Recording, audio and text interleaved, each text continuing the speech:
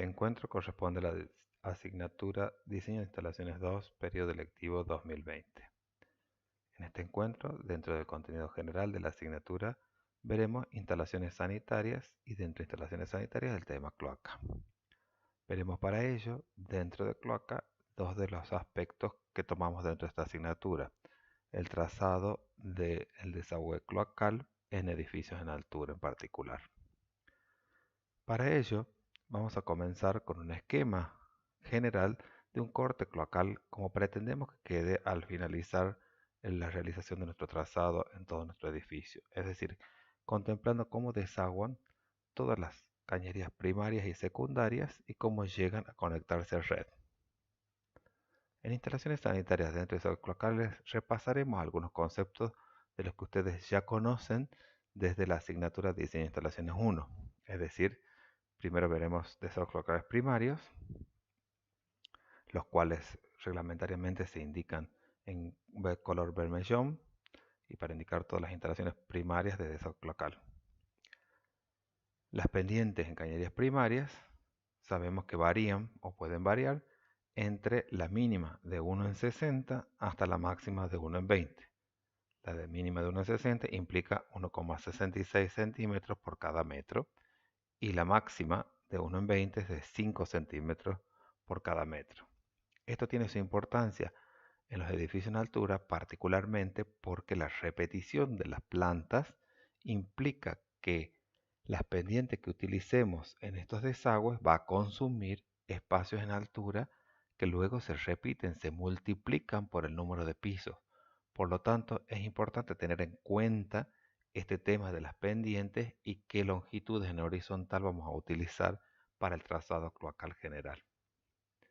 Entre los principales accesos en las cañerías primarias sabemos la cámara de inspección hasta una profundidad máxima de 1,20 m cuando se trata de estar en tierra. Sabemos que hay también bases de plástico o cojinetes que pueden colaborar con una cañería si se trata de material en PVC, un polipropileno, o la cámara de inspección totalmente realizada en plástico. Otro de los accesorios que se utilizan con frecuencia en las bajadas de los edificios en alturas son los caños con tapa de inspección en columnas de descarga cloacal. Estos se ubican generalmente muy próximos al cambio de dirección del trazado de la instalación, es decir, cuando venimos bajando en vertical y tenemos que doblar a 90 grados abruptamente, lo cual sabemos que los cambios de dirección son aquellos que pueden generar problemas de obstrucciones en la cañería y por lo tanto ponemos un caño con tapa de inspección en esas columnas que llamamos caños de descarga y ventilación. En general, esos se ubican 60 centímetros por arriba del nivel de piso. Luego también tenemos, dentro del trazado horizontal, el caño con tapa de inspección en las cañerías que van suspendidas, sobre todo las que van debajo de las losas. Entonces tenemos codos con tapa de inspección, ¿sí? O caños cámaras que permiten acceder, como vemos acá, sobre todo cuando se trata de la unión de distintos desagües y también, nuevamente, como dijimos, los cambios de dirección. Por ejemplo, en plantas de subsuelo, cuando necesitamos hacer un desvío, necesitamos hacer curvas contra curvas y en esos casos este accesorio sirve para prever, un acceso a la cañería para la desobstrucción. Ya sabemos que las distancias máximas entre los accesorios del sistema sanitario deben respetarse, comenzando desde la línea municipal hacia el interior de la propiedad. Sabemos que los 10 primeros metros hay que ubicar un acceso a la cañería. Si bien el reglamento no especifica cuál de los accesorios pueden utilizarse, es porque hay libertad, es facultativo el uso de cualquiera de los accesorios que permita un acceso a la cañería a no más de 10 metros de la línea municipal y que permita por lo menos desobstruir desde ese punto hacia afuera.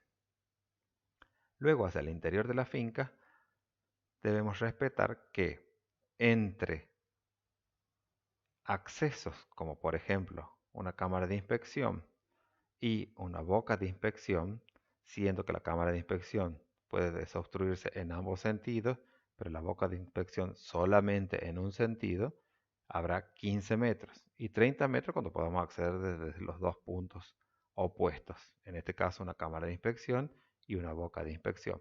Entonces, 15 metros se supone que podremos acceder desde acá y otros 15 metros podremos cubrir desde la cámara de inspección.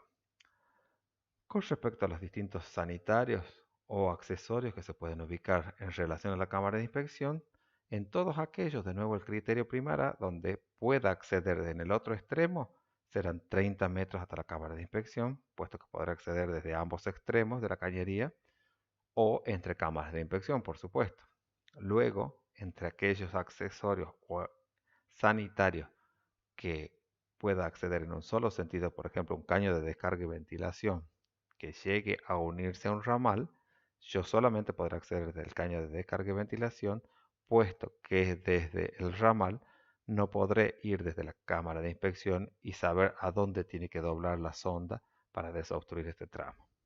En el caso de un inodoro pedestal, puedo poner también 15 metros, puesto que podré sacar el inodoro e ingresar a la cañería desde acá. Lo mismo sucede con inodoro turca, inodoro común, pileta de piso y caño de descarga y ventilación.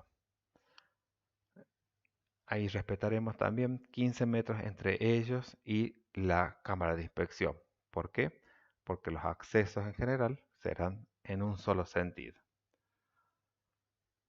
Las normas de ataque a accesos en cañerías primarias, sabemos que en el sentido del desagüe podremos descargar mínimo a 90 grados, boca de acceso, pileta de patio abierta de 100 o mayor, inodoro común o inodoro turca, mingitorios, slop sink e inodoro. Los otros accesorios como pileta de patio abierta de 50, de 60 o rejillas de piso podrán formar cualquier ángulo con respecto a la cañería principal. En estos otros casos habrá que preservar 90 grados respecto a la cañería principal de desagüe.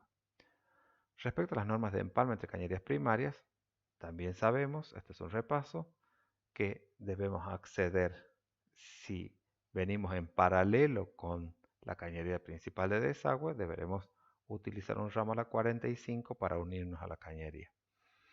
Si fuese el caso de una cámara de inspección, podremos tener 90 grados como mínimo entre el desagüe que viene a unirse a la cámara de inspección y el desagüe principal. Si no fuese cámara de inspección y el desagüe estuviese también a 90 a ramal, tendría que tomarse a 45 grados un ramal a 45.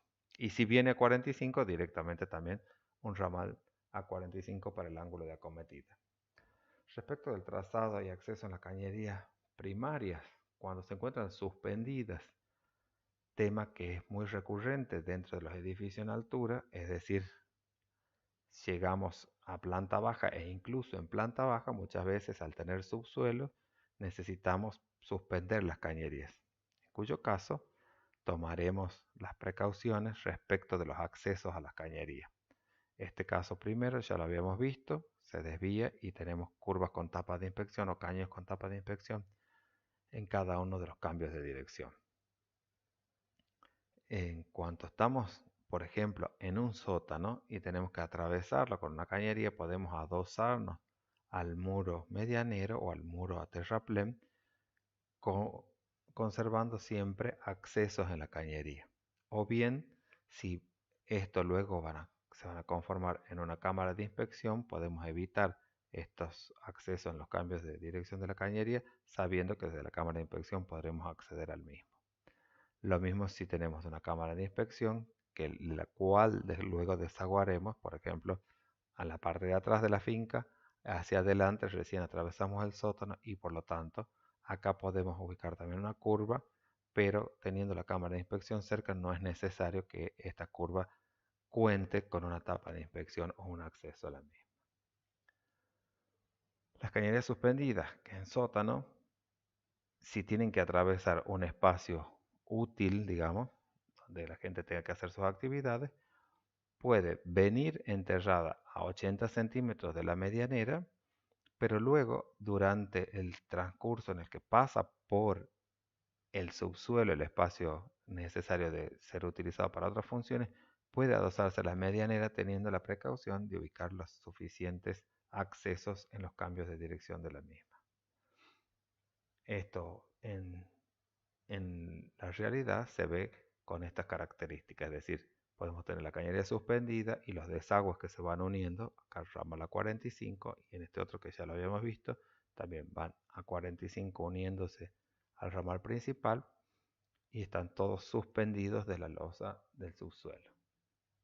En el caso de tener que realizar un desvío de trazado de la cañería primaria, tenemos que tener en cuenta que tenemos que prever el tema de la pendiente mínima de 1 en 60 hasta 4 metros o más, ¿sí? Cuando desviamos el caño de descarga y ventilación del trayecto que venía para cambiarlo a otra posición. Esto suele ocurrir mucho en los edificios en altura cuando venimos con plantas repetitivas en plantas tipo y accedemos a la planta baja, por ejemplo, y queremos liberar a la planta baja de conductos que la atraviesen. Lo mismo, en general, para poder acceder a las curvas con tapa de inspección, se debe prever que la cañería esté colgada por lo menos 50 centímetros, aunque en algunos casos en sótanos puede estar suspendida a menos de 0,50, pero siempre tenemos que tener en cuenta que para poder acceder a esos lugares hay que dejar espacio suficiente para que un operario pueda abrir la tapa y trabajar con comodidad desobstruyendo la cañería.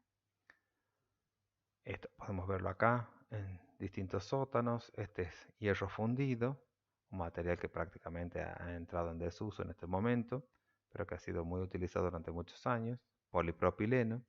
En el caso de polipropileno también podemos tener el caño con la cámara vertical para acceder, y en este caso los cambios de dirección deben preverse con distintos puntos fijos o deslizantes para que la cañería permita el movimiento que va a generar las descargas que se van produciendo en el edificio. Y ustedes ven acá en este esquema cuando les indica un punto deslizante, por ejemplo, en este caso, o un punto fijo inmediatamente después de atravesar la losa. Entonces, se debe tener en cuenta en el trazado con estos materiales que se comportan de esta manera, que no son tan rígidos como lo era el hierro fundido, sino que tienen movimientos en sí mismos. Pasemos a las instalaciones sanitarias desde desagües cloacales en secundario. El color es el sepia, el color reglamentario, y hemos visto ya en el encuentro de trazado cloacal en núcleos sanitarios que tenemos dos formas de representar. Una es la esquemática que tenemos en este caso, donde deben consignarse simbología, nomenclatura y colores convencionales para los secundarios, en este caso el sepia, y acá a partir de la pileta de patio, del sifón de la pileta de patio, comienza el primario con el vermellón. Agua fría, agua caliente, y entonces se indican la nomenclatura del accesorio y las dimensiones con las que está trabajando. Cuando hacemos una planta con detalle, tendremos en cuenta, como se ve aquí, las características de los accesorios, de cada uno de los accesorios que van a conformar la instalación. Por ejemplo, acá vamos a ver un codo que no aparecería en este tipo de esquema, puesto que es un esquema más bien funcional, solamente indicamos de dónde a dónde desagua, pero aquí tenemos que respetar las posibilidades que nos dan los accesorios en su conformación tal cual las vende la industria. Es por eso que en su momento en la otra clase hemos recomendado la consulta a los catálogos para saber con qué elementos contamos dentro de cada línea de sanitario. La pileta de patio dentro del sistema secundario es un elemento fundamental en cuanto a el sifón que contiene y que retiene los gases de la cañería principal, y es por eso que decimos a partir de este sifón es que se trata de un trazado primario y hasta acá era secundario. El sifón hidráulico es el que hace la diferencia. Esta pileta de patio, en el caso de los edificios en altura, plantea la disyuntiva si la ubicación de los desagües cloacales será sobre losa o bajo losa. Y en esos casos tendremos distintas alternativas. El criterio en general es que si nosotros los ubicamos por encima de la losa, nosotros tendremos que tener en cuenta que habrá diferencias de altura entre las losas en las que se ubica estos sistemas secundarios, ¿sí? Y la losa del resto del departamento. Es decir, va a haber un escalón que vamos a tener que fabricar y si no lo hacemos previéndolo desde la losa, habrá que hacerlo luego previéndolo a la salida del baño. Habrá un escalón hacia el pasillo. Por lo tanto, es importante tomar estas decisiones con antelación y planificarlo desde el mismo momento del diseño. Otro tema a resolver en estos trazados son las ventilaciones. Las ventilaciones se indican en color verde. Y en el trazado general del desagüe de un edificio tenemos que prever aquellos puntos a donde se va a ubicar la ventilación para generar un trazado de ventilaciones que va en contramano del sentido del desagüe de los efluentes cloacales. Entonces debemos ubicar correctamente en los puntos a donde vamos a garantizar que va a estar en circuito ventilado todos los artefactos que vayan desaguando dentro de la cañería principal. Entonces, decimos que en términos generales, a nivel urbano, se comporta de la siguiente manera el sistema americano, que es el que utilizamos en nuestro país. El aire ingresa por una boca de registro en la esquina y comienza a desplazarse hacia el interior de las fincas, atravesando, como dije, en el sentido contrario de los efluentes cloacales, para finalmente salir al exterior en el punto más alto de la cañería principal. ¿Qué problemas ocurren debido a los desagües en la descarga y qué rol cumple la ventilación? Si no existe la ventilación, cuando tenemos una superposición de desagües en vertical que van hasta el trazado primario y luego se incorporan a la red de desagües cloacales, uno de los problemas es que en el caño de descarga, hemos visto así inodoros superpuestos en vertical, cuando se produce una descarga, en sí mismo todo este líquido que viene ocupando la sección del caño provoca una presión dentro del mismo y esa descarga genera una succión en la parte superior y una sobrepresión en la parte inferior. Podría ocurrir entonces que se produzca un desifonaje en los pisos superiores por absorción y un desifonaje por compresión en los pisos más bajos, en cuyo caso incorporamos una ventilación que no es la ventilación general al final del recorrido, sino una ventilación que denominamos secundaria o subsidiaria de la principal. Entonces, al producirse la descarga, la toma de aire y el contacto con la presión atmosférica no se realiza en el sanitario más alto, sino que toma aire del exterior por el caño de ventilación que está reconectado en distintos puntos a cada uno de las descargas de los pisos. ¿Cómo se hace esto? A través de caños de descarga y ventilación e incorporando el accesorio, ¿sí? La descarga del caño 8730 con un elemento que permite la salida del aire, la toma de aire, perdón, desde la columna vertical. Al finalizar, se une en una sola ventilación, ¿sí? A partir del último piso, con un accesorio que permite también ese tipo de unión. Acá vemos la representación del detalle constructivo de cómo eso se realiza. Como les decía, acá está el ramal 8730 por el ángulo que posee y la posibilidad de un caño de ventilación de 0,50 que se que permite que la succión del aire exterior llegue al punto este cuando se produce una descarga en este punto.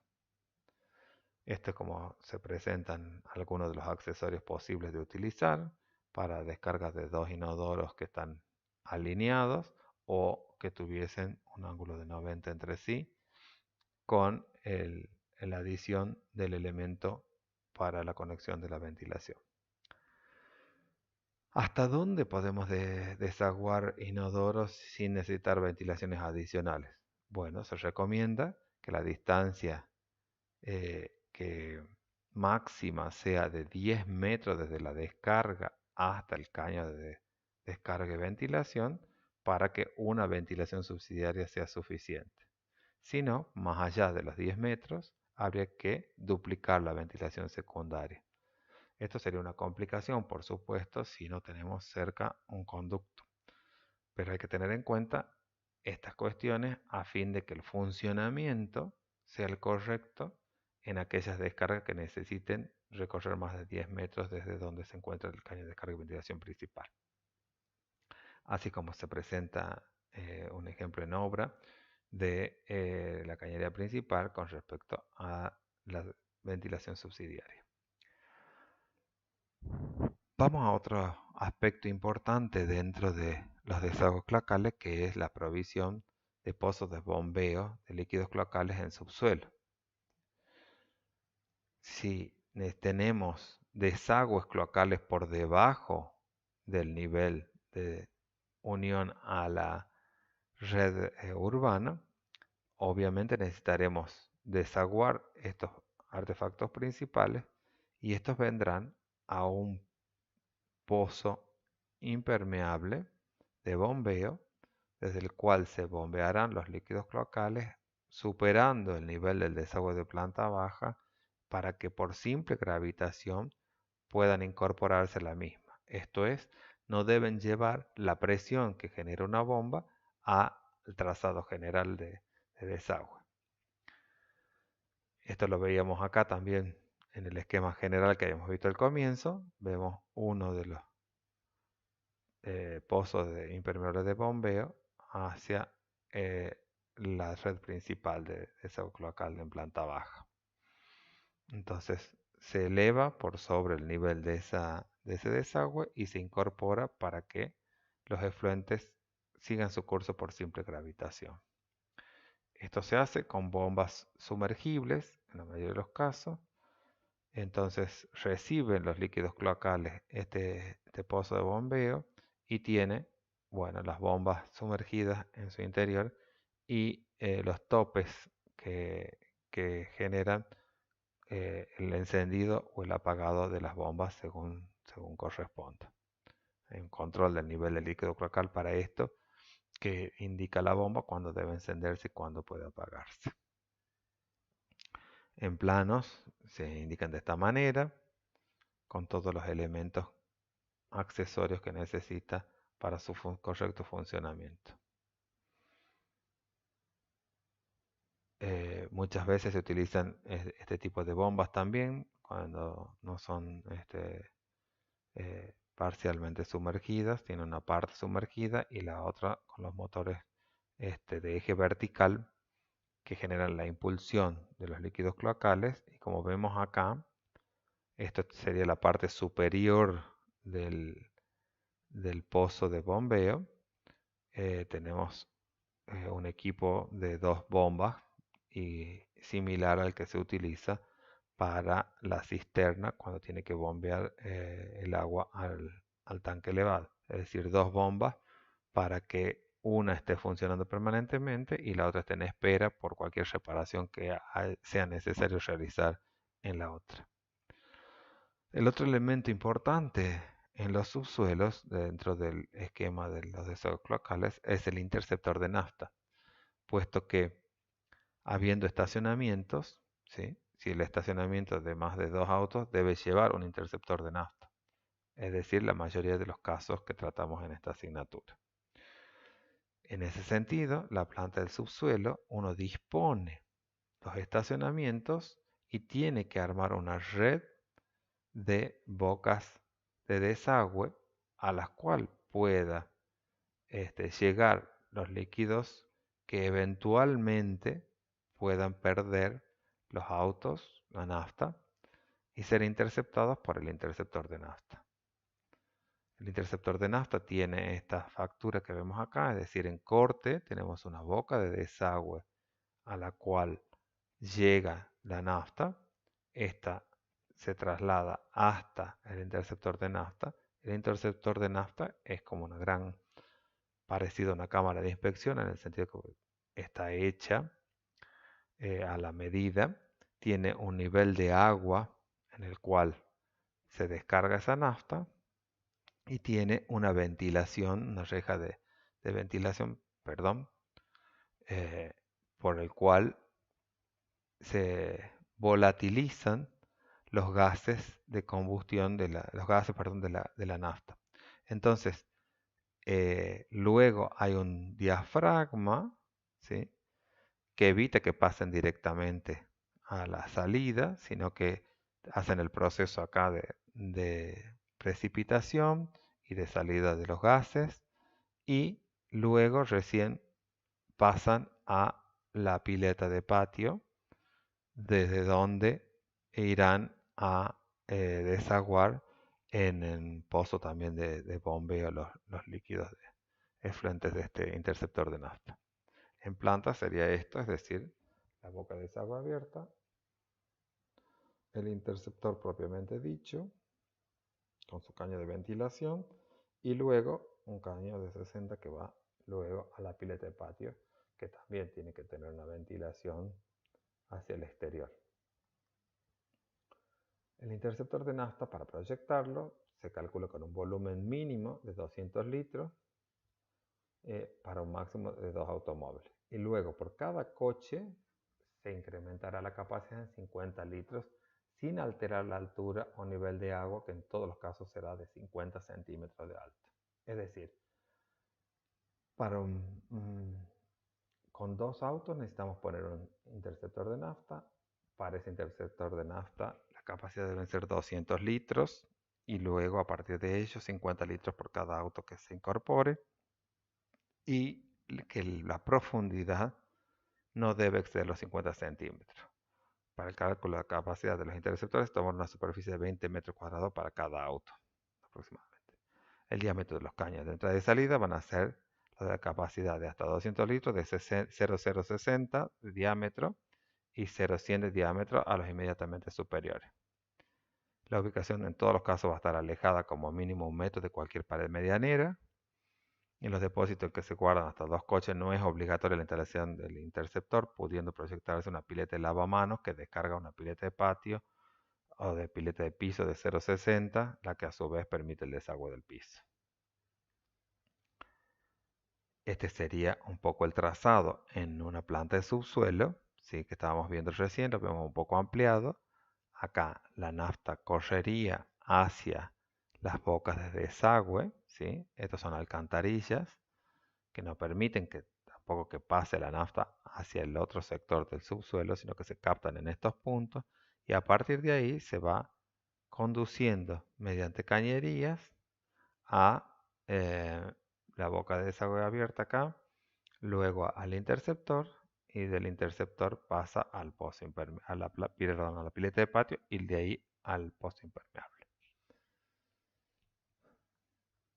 Ahora bien, si necesitásemos un pozo de bombeo, por ejemplo, pensando en que la cisterna en el subsuelo debe limpiarse y desaguarse en algún momento, es decir, que tenemos que desaguar esa cantidad de agua, podemos poner algún accesorio como una pileta de patio, y que el agua de limpieza, sea de todo el subsuelo o sea de la limpieza de la cisterna, vaya a la cañería cloacal primaria, ¿sí?